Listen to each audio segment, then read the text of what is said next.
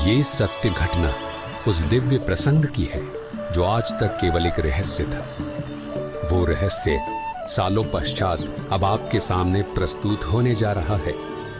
संत रामपाल जी महाराज जी के जीवन का वो महत्वपूर्ण दिन जिसके विषय में उन्होंने आज तक भक्त समाज के समक्ष केवल सांकेतिक और आंशिक वर्णन किया था, अब उनकी आज्ञा से वो दिव्य प्रसंग विस्तार से प्रस्तुत हो रहा है। ये प्रसंग उस दिन का है जिस दिन संत रामपाल जी महाराज जी को कबीर परमेश्वर जी स्वयं इस धरातल पर आकर मिले थे। हे गुरुदेव राम देवानंद जी महाराज, ना जाने आपने इस दास में क्या देखा कि आपने इस दास को इतनी बड़ी जिम्मेदारी दे दी। अपने बाद मुझे गुरु पद पर बैठा दिया।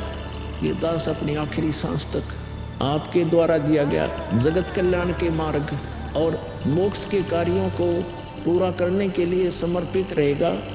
परमात्मा का सत्य ज्ञान और सच्चा मंत्र हर घर तक पहुंचा के छोड़ूंगा, फिर चाहे कुछ भी बीते मेरे साथ। ये दास आजीवन परमात्मा के मार्ग में कार्यरत रहेगा। ये फाल्गुन शुक्ल पक्ष एकम विक्रमी संवत 2053 9 मार्च 1997 रविवार की बात है।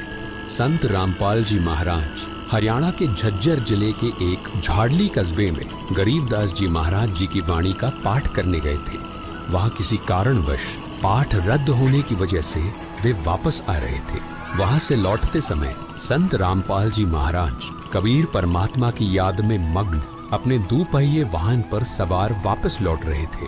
संत रामपाल जी महाराज स्कूटर को रास्ते में एक चाय की दुकान के पास रोक देते हैं। राम राम महाराज जी। राम राम भगत जी। महाराज जी चाय समोसा लगा दूं? हाँ भगत जी लगा दीजिए।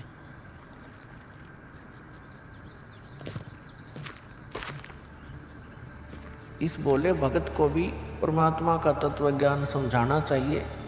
भगत जी, कबीर परमात्मा की भक्ति करनी चाहिए। मनुष्य जीवन हमें सिर्फ इसीलिए मिलता है। मानुष जन्म दुर्लभ है ये नलन बोरे, जैसे तरवर से पत्ता टूट गिरे वो बोर न लगता ढोरी। भगत जी, इस काल लोक का कोई भरोसा नहीं है, न जाने कब किस पर क्या बिजली गिर जाए। इसलिए कहता हूँ आपको कि कबीर परमात्मा से जुड़ जाओ, नाम दीक्षा लेकर अपना कल्याण करवा लो। वो कबीर परमात्मा यह भी आपकी और आपके परिवार की रक्षा करेगा और मृत्यु के बाद सीधा मोक्ष को प्राप्त कर जाओगे। ठीक कहते हो महाराज जी। ये कबीर परमात्मा ऐसे गंदे लोक में जहां आदमी की जिंदगी का पल का भरोसा नहीं, व्यक्ति यहाँ जी कैसे रहा है, ना जाने कब क्या हो जाए, कब कौन सी बीमारी हो जाए, कब दुर्घटना हो जाए, कब कोई संसारिक आपदा आ जाए। दाता, आपकी भक्ति के बिना यहाँ किसी को ना सुख मिल सकता है और न ही मोक्ष। ये बात ये बोले जीव कब समझेंगे? आखिर ये अज्ञान अंधेरा कब दूर होगा दाता? आप ही दया करेंगे कबीर परमेश्वर। ये बोले जीव तो अपना जीवन आपकी भक्ति के बिना व्यर्थ ही कर रहे हैं। चाय पीने के बाद संत रामपाल जी महाराज मातन हिल की तरफ निकल पड़ते हैं। बिन उपदेश अचंभ है, क्यों जीवित है प्राण, और भक्ति बिना का ठोर है, ये नर नहीं पाषाण। आगे चलकर संत रामपाल जी महाराज स्कूटर को एक पुलिये के पास रोक देते हैं। इस पुलिये की खास बात ये थी कि संत रामपाल जी महाराज जी ने इस पुलिये को सिंचाई विभाग में जूनियर इंजीनियर रहते हुए स्वयं बनाया था। क्योंकि यह पूरा क्षेत्र जंगल नुमा था, इसलिए संत रामपाल जी महाराज जी को इस पुलिये पर बैठना बहुत अच्छा लगता था और नौकरी के दौरान वो इस पुलिये पर बैठकर परमात्मा की याद में खो जाया करते थे। हे दयालु कबीर परमात्मा, आप जी हम नीचों के लिए 600 वर्ष पहले एक दानक रूप धारण कर इस गंदे लोक में 120 वर्ष तक रहे। आप जी को गर्म तेल के कढ़ाई में डाला गया, खूनी हाथी से मरवाने की कोशिश की गई, दरिया में डुबोकर मारने की कोशिश की गई। आप जी को बदनाम करने हेतु झूठी चिट्ठी डाली गई। आपके साथ कितने जुल्म ढाए गए, फिर भी हे दयालु कबीर परमात्मा, आपने क्या कुछ नहीं किया अपनी सतलोक से बिछुड़ी आत्मा को अपने शरण में लेने के लिए, इस तत्व ज्ञान को सब जीवों तक पहुंचाने के लिए।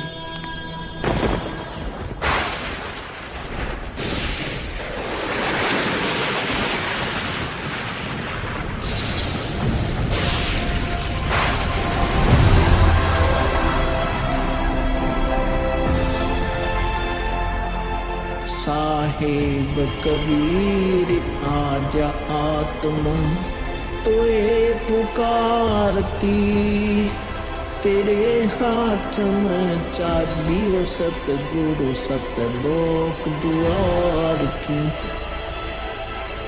साहेब कबीर आजा आत्मा तोए पुकारती, तेरे हाथ में चाबी वो सतगुरु सतलोक द्वार की।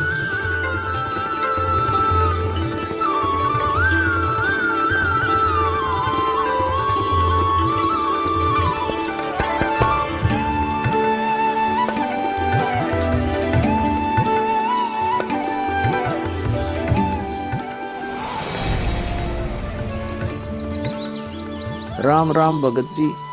राम राम। आओ भगत जी बैठिए, खड़े क्यों हो? संत रामपाल जी महाराज अपने परने को पुलिया की दीवार पर बिछा देते हैं और महात्मा जी से बैठने का आग्रह करते हैं। कहाँ से आए हो बेटा, क्या करते हो? भगत जी, वैसे तो मेरा गांव धनाना है, जिला सोनीपत में पड़ता है। अब एक छोटा सा मकान बनाकर रोहतक में रहता हूँ। जूनियर इंजीनियर था, लेकिन अब नौकरी छोड़ दी है। बेटा, तेरे धनाना और रोहतक वाले घर के बारे में तो मैं अच्छी तरह से जानता हूँ, और यह भी जानता हूँ कि तेरे 2 पुत्र और 2 पुत्री हैं। मैं तो यह पूछ रहा था कि इस जन्म से पहले तेरा घर कहाँ था? अरे, इन महात्मा जी को मेरे बारे में इतना कैसे पता है? महात्मा जी, जन्म से पहले हम सतलोक में थे, वही हमारा घर था। लगता है ये भगत जी राधा स्वामी पंथ के अनुयायी हैं। इनको सत्य का ज्ञान कराना चाहिए। मेरे गुरुजी स्वामी रामदेवानंद जी हैं। मेरे भगवान कबीर देव जी सृष्टि के रचनहार है, वही सतपुरुष है। कुछ पंथ वाले सतलोक के विषय में तो बताते हैं, लेकिन वे सतपुरुष को निराकार बताते हैं, जो कि बिल्कुल झूठ है। भक्त जी, मैं स्वयं संत गरीबदास जी के पंथ से जुड़ा हूँ। संत गरीबदास जी गांव छुड़ानी, जिला झज्जर वाले थे, और उनको 10 वर्ष की उम्र में कबीर परमात्मा जी जिंदा महात्मा के रूप में मिले थे। उसके बाद कबीर परमात्मा जी गरीबदास जी की आत्मा को अपने साथ सतलोक ले गए थे, और वहाँ की सारी व्यवस्था दिखाकर उन्हें इस धरती पर वापस छोड़ा था। फिर उन्हीं बालक गरीबदास ने सतलोक के बारे में बताया कि ऊपर सतलोक है, वहाँ सारी सुख सुविधा उपलब्ध हैं, सदाबहार बाग हैं, नर नारी की सृष्टि है।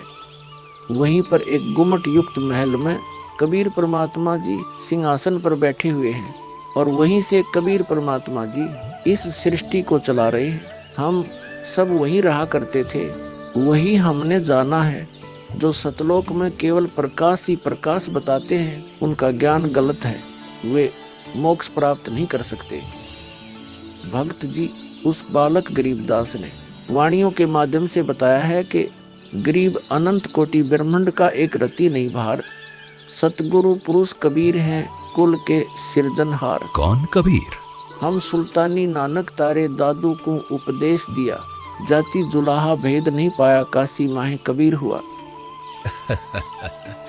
बहुत आनंदित करने वाली बातें करते हो, और बताओ कुछ। इन्हें अपना ज्ञान अधूरा लग रहा है। हो सकता है ये नाम दीक्षा लेकर परमात्मा से जुड़ जाए। भक्त जी, अगर आपको अपना कल्याण करवाना है तो एक ही तरीका है, नाम दीक्षा। मेरे पूज्य गुरुजी ने मुझे नाम दीक्षा देने का आदेश दे रखा है।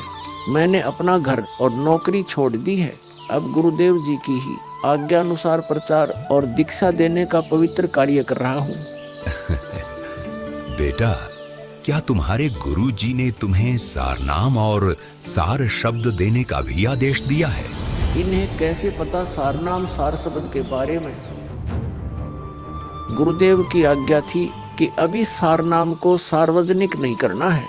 उन्होंने कहा था कि मुझे स्वयं परमेश्वर कबीर जी मिलेंगे और वही मुझे सारनाम को सार्वजनिक करने का सही समय बताएंगे। तब तक यह सारनाम केवल विशेष विश्वास पात्र अनुयायियों तक सीमित रखना है। बेटा रामपाल, मैं ही सत्य पुरुष कबीर हूँ। अब वह समय आ गया है सार नाम और सार शब्द प्रदान करने का। वह भक्त जी, मैंने आपको बता दिया कि कबीर परमेश्वर मुझसे मिलने आएंगे, तो आप स्वयं ही कबीर परमेश्वर बन बैठे। मैंने अपने गुरु जी से पूछा था कि हे गुरुदेव, मैं कैसे पहचानूंगा जो मुझे मिलेंगे कि वे कबीर भगवान हैं? गुरु जी स्वामी राम देवानंद जी बोले, यह विश्वास करवाना, वो पहचान करवाना उनका काम है। तभी तो मैं बता रहा हूँ, मैं ही सत्य पुरुष कबीर हूँ। कबीर परमेश्वर जी सबको जिंदा बाबा के वेश में मिले। आप तो जिंदा बाबा वाले वेश में नहीं हो। जिंदा महात्मा तो मुसलमान साधु होते हैं। मुसलमान धर्म तो अभी 1500 साल पहले ही बना है। मेरा असली वेश तो यही है जिस रूप में मैं तुम्हारे सामने खड़ा हूँ। रामपाल, तुम मेरी परम हंस आत्मा हो। जगत कल्याण के लिए मैंने ही तुझे भेजा है। अब सही समय आ गया है सार नाम और सार शब्द देने का। मैं कभी सिर पर मुकुट, कभी पगड़ी, कभी टोपी धारण कर लेता हूँ। चारों युगों में आता हूँ। सतयुग में सत सुकृत नाम से, त्रेता युग में मुनींद्र नाम से, द्वापर युग में करुणामय नाम से और कलयुग में अपने वास्तविक नाम कबीर देव यानी कबीर नाम से आता हूँ और तेरे जैसी हंस आत्माओं से मिलकर उनका भ्रम दूर करता हूँ। लेकिन अगर तुझे केवल जिंदा महात्मा के रूप में विश्वास है तो मैं तुझे अपना वो रूप भी दिखा देता हूँ। ये देख।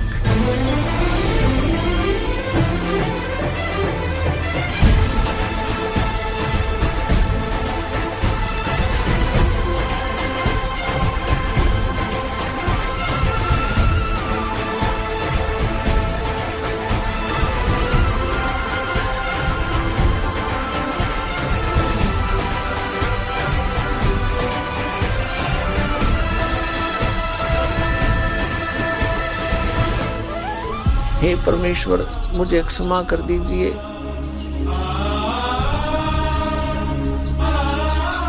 मुझसे अनजाने में गलती होगी।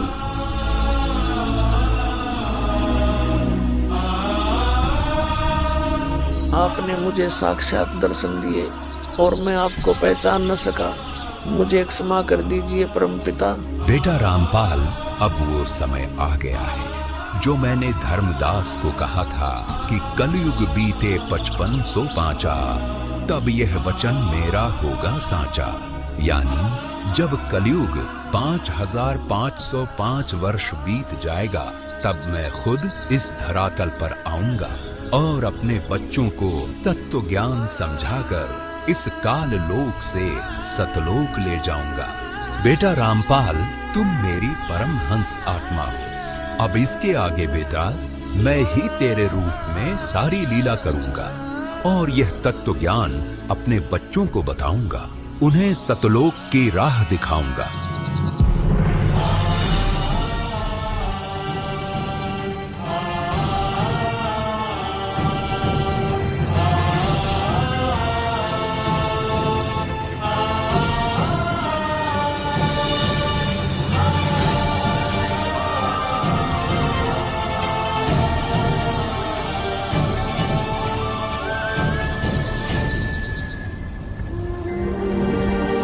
इस प्रकार कबीर परमात्मा संत रामपाल जी महाराज जी को सह शरीर सतलोक भेज देते हैं और अपनी लीला को आगे बढ़ाते हैं। गगी ख्यालवी साल सतगुरु अतल दिगंबर खीर भक्ति हेत काया धर आई अवगत सहत कबीर भक्ति हेत काया धर आई अवगत सहत कबीर अमर करूं सतलोक पठाऊं तात गंगी छोड़ कहाऊं।